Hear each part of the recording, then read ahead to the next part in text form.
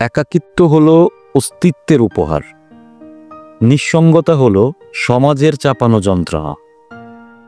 আপনি যদি সমাজের তৈরি মানসিক কাঠামোতে বাঁচেন, তবে একা থাকলেই আপনি নিঃসঙ্গতা অনুভব করবেন। কিন্তু যদি আপনি নিজের অন্তরের সত্যকে গ্রহণ করেন, তবে একাকিত্ব হবে আপনার সবচেয়ে বড় আশীর্বাদ। নিঃসঙ্গতা মানে আপনি কাউকে চান কিন্তু কেউ নেই, আর একাকিত্ব মানে আপনি কাউকেই চান না, কারণ আপনি নিজেই সম্পূর্ণ।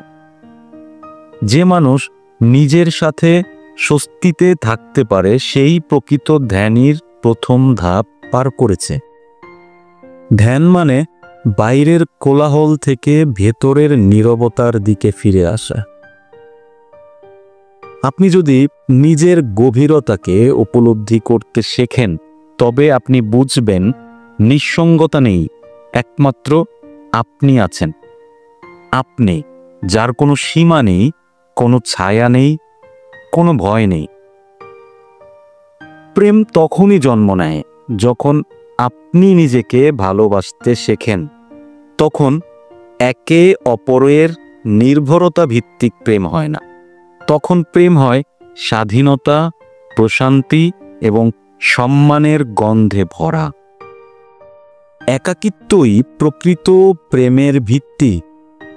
নিজেকে জানুন, নিজের সাথে বন্ধুত্ব করুন। যদি আপনি নিজেকে ভালোবাসতে না পারেন, তবে আপনি কখনো কাউকে ভালোবাসতে পারবেন না।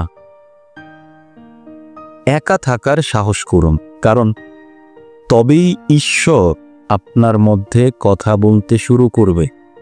তবেই প্রকৃতি আপনাকে নিজের রহস্য খুলে দেখাবে। তবেই ধ্যান আপনাকে ছুঁতে পারবে।